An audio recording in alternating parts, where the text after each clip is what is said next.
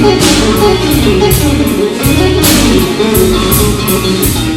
give me an identity, you know. For a long time I didn't know who I was.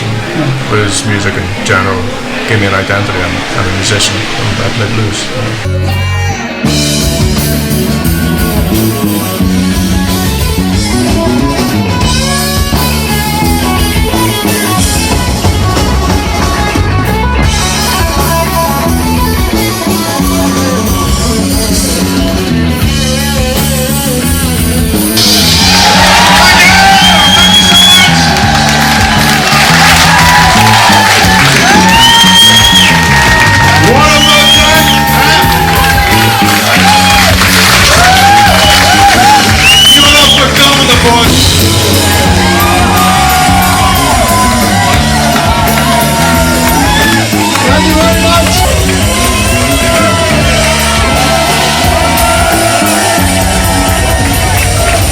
And you're touring with Don Martin as well, I believe, yeah? Yeah.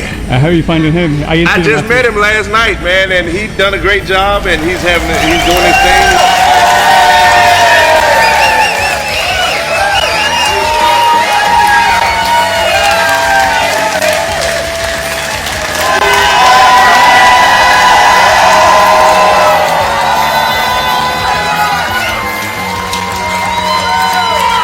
You know, I've got a big family that love blues, and they are my family, you know what I mean? They're friends after that, and they're listeners even after that.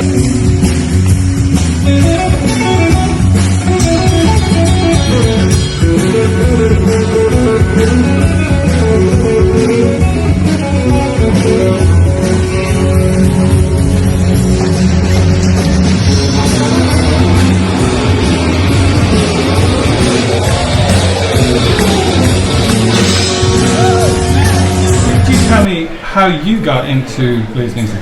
My dad. Okay. Yeah. And how did that come about? Growing up was blues. I mean, I knew what blues were before I'd even heard blues, you know. So the first kind of memory I have of listening to the blues was Pink Floyd, the Metal album. That's like a bluesy song on it called Seamus the Dog. They even got the dog on the stage and gave him a microphone, you know what I mean? Love that. Like, what does blues music mean to you guys? Like, why do you think it appeals so much? Well, you know, it's not the mainstream, you know what I mean? We're not up here trying to be different people. We're not up here trying to impress anybody. We're not here as a competition thing. We just love playing music, you know. You bake the best jelly roll in town. You're the only man bake jelly and keep your temper down. May I place an order for 3 weeks ahead? Well, I'd rather have your jelly than my home baked bread. I'm just wild about your jelly. I'll go anywhere for your jelly roll. You're the only man made jelly, and you keep it in your soul.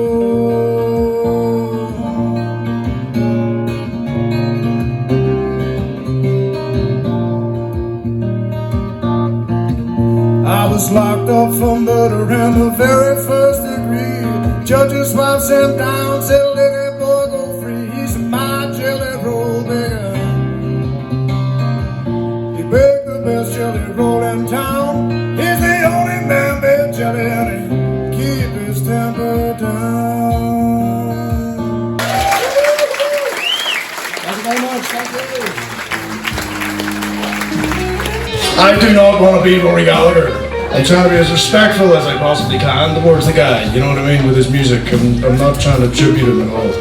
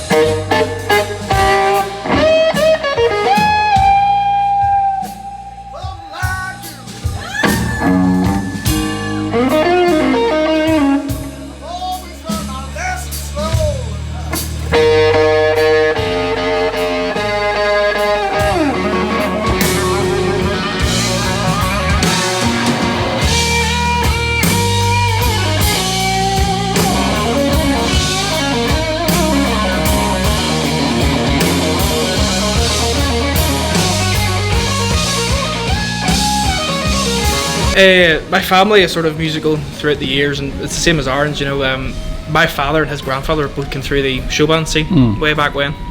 None of my other siblings, my families, have two sisters. But then my grandfather was the same as his dad, played in the show bands all around Ireland and Scotland years, and then my auntie, his daughter, she'd be a musician herself. So it kind of runs in our family.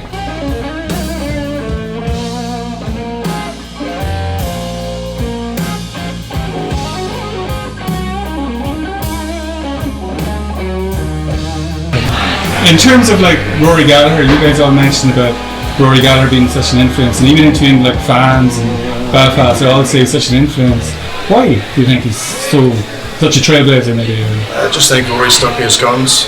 You know, Rory listened to himself, you know what I mean? He didn't let anybody tell him what to do, what to think, what to feel, what to play, what to write. Yeah. You know, Rory was just Rory. I think a lot of people can gain inspiration from a guy like that, you know. He stuck to his guns. You know, I owe Rory a lot, not from just being a musician, but he's also made me a better person, you know what I mean? Because Rory was always a gentleman. Rory, all the stories you hear, Rory always had time for somebody to talk to him after a gig. He never shuffled anybody away, you know. Yeah. That's the best way to be.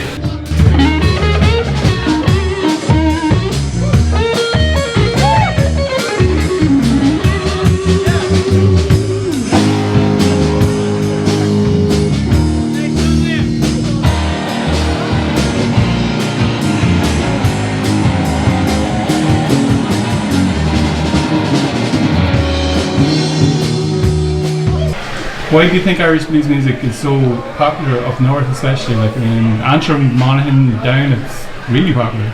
Well, it's born out of trauma, basically. From my point of view, even apart from the fact he was world-class guitarist, when I was growing up through the Troubles in Belfast, nobody played there except Rory Gallagher. And he played every Christmas and usually through the year as well, 3-4 nights in the Ulster Hall or wherever the venue happened to be. And, you know, there was literally no live music at all. There weren't even the blues clubs that the bands that are playing down here grew up in. But there was always Rory once or twice a year. And then I think that followed through to other bands like Horselips who started playing regularly. And then when everything settled down, everybody came. But Rory was the only one that I could ever go to see. I think everybody says that. Yeah. But I feel like Rory Gallagher's a bit of popularity to him along the same reason that punk was popular. That it's raw and it's not this polished, pristine bit of music. It's a real raw. Almost anyone can do it, although no one can do it like Rory. But it makes you feel like anyone can give it a go. No, Rory never made it political. Yeah.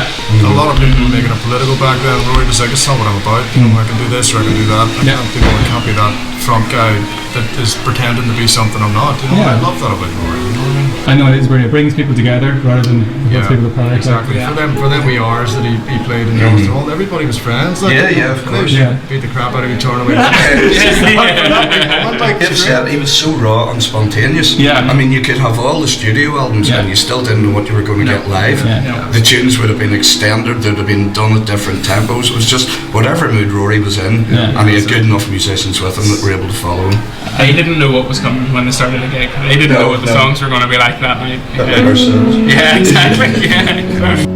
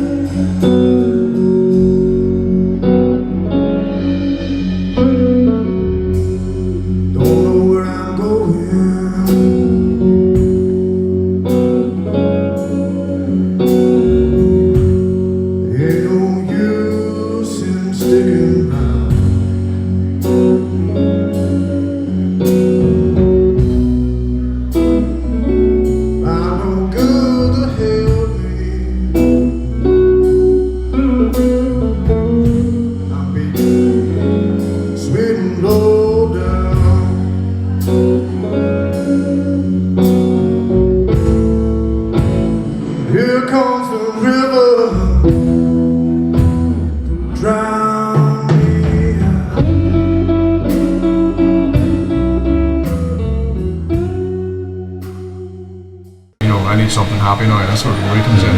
He's such a happy player, you know. There's a playfulness in Rory's playing that nobody else can match. Maybe Roy Buchanan had it. Rory and Roy had that playfulness in their playing where you didn't really know what you were going to get. look up on YouTube some Roy Buchanan. The guy's he was an innovator, you know, back in the 50s, the 60s, 70s, 80s. He died in a jail cell in 1988 in Fairfax, Virginia, under very suspicious circumstances. But he is like one of the greatest guitar players that you could ever know. Him and Rory Gallagher, you know, they had this playfulness in their playing that nobody else has. You got your Jimmy Page and Clapton and Beck and everything. They're all good, but Rory and Roy had this playful thing. They were just playing because they enjoyed doing it, you know. It's not because they needed to, because, you know, they fucking had to do it. You know what I mean? That's the difference. Roy Buchanan, look him up. The guy's a legend.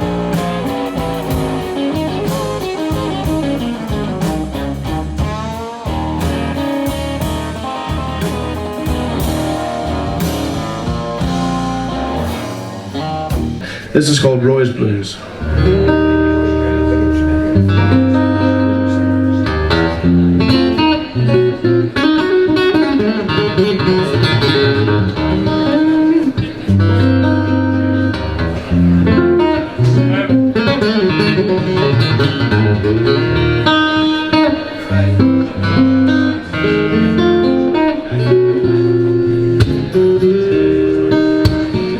Neither did they. They didn't know what they were doing either. They just had the natural ability to just bring the danger to a stage. There was no set pieces, none of this is that part, and you know, it's all spontaneous. You know, there was no click track, there was no backing tracks back then. It was live and in your face. No safety. It wasn't the danger, I suppose, just adds to the intensity. Absolutely, it does. Otherwise, they wouldn't do it.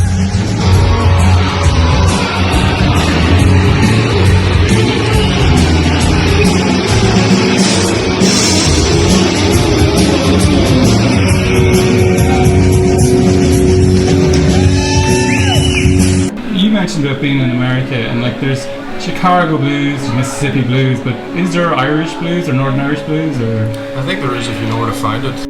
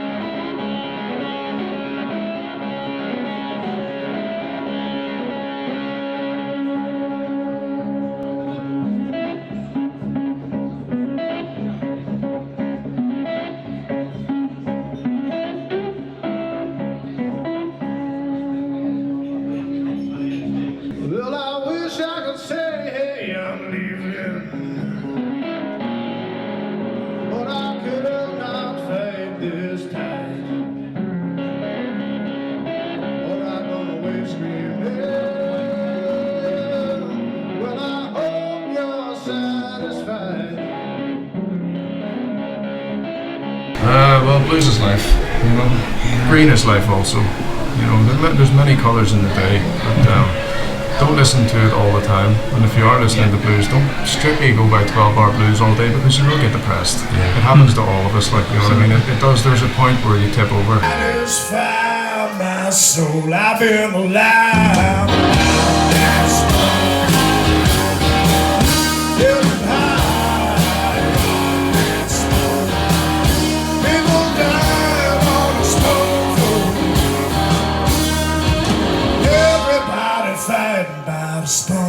come from.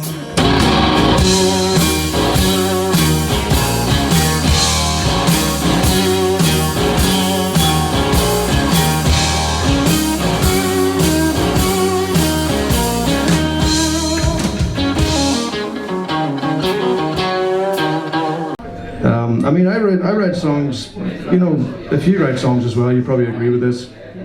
That you write songs at particularly bad times in your life. You know, as a way of coping with stuff. Oh, will you save yourself?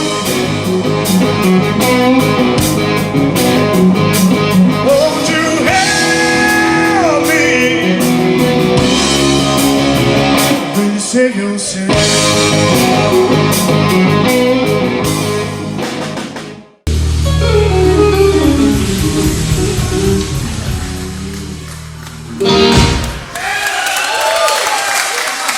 Thank you very much. I'll be going over to Dave Thompson on bass. Lawrence and Lord McCool on drums. Thank you very much, guys. My heritage, basically, I've been family of musicians. My dad played music. My dad was heavily into music, played in a few bands. My sister was a bit into music, but I've always been surrounded by blues and sort of soul music and that kind of thing. Not quite the eclectic history that Lawrence has, but basically just through family and just immersed in it from an early age. You told me about Donald Duck Dunn was a big influence. Yes, Donald Dunn from the Blues Brothers, very heavy influence, yeah. And you end up getting a bass guitar. So the bass that I play with, the strings that I play with and everything are exactly what Donald Dunn uses, and Is that's that right? pure coincidence. I've never researched it, genuinely never researched it. Once I got them, I then found that out. I was like, well, I'm keeping them now.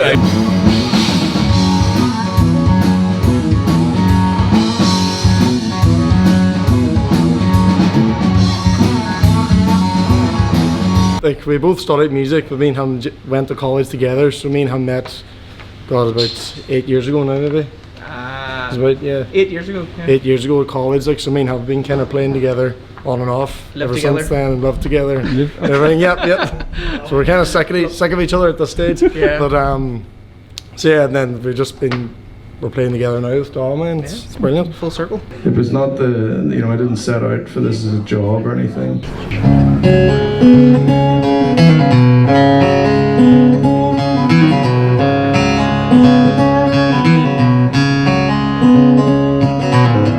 Got my guitar, my ball and chain. I walk till I bleed, but you know I can't feel a thing till the rain came pouring down again. Yeah, the rain came, burned me like a flame.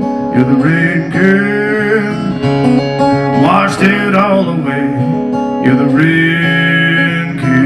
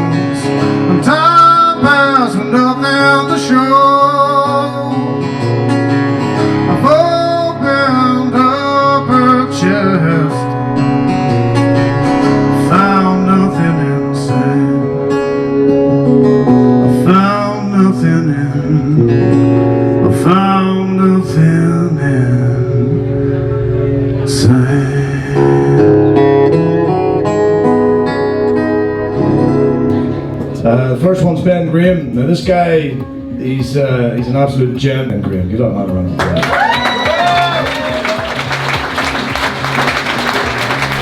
This guy's a heavy hitter on the drums, and I love this kid. He's just absolutely amazing. Aaron McLaughlin on the drums.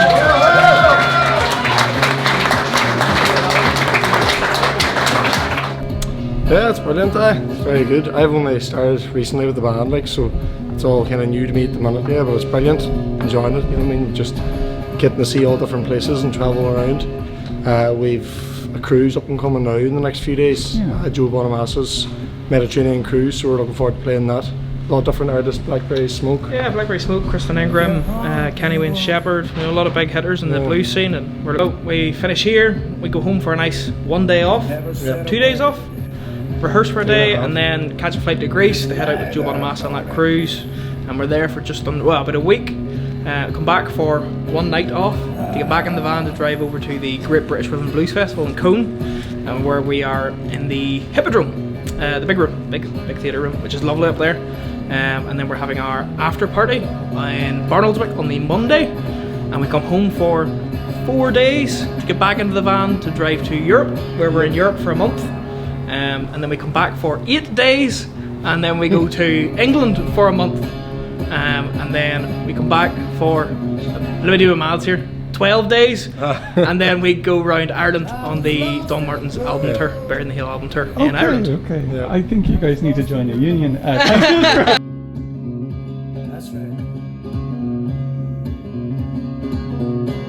And I could not drag it down. They're no good.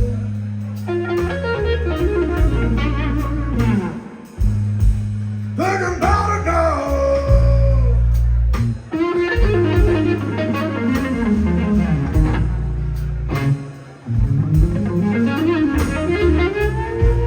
They're no good.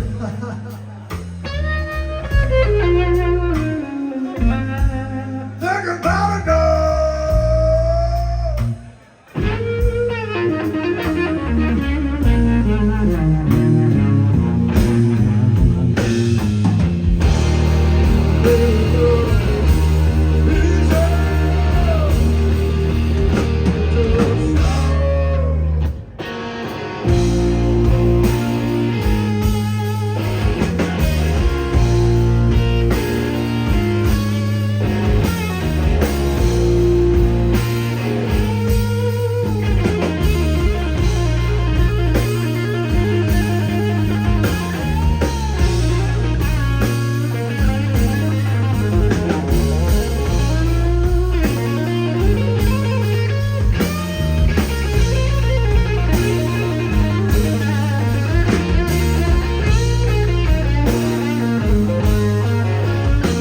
They're not strictly blues musicians, you know, neither am I. I don't play a lot of blues either, you know what I mean?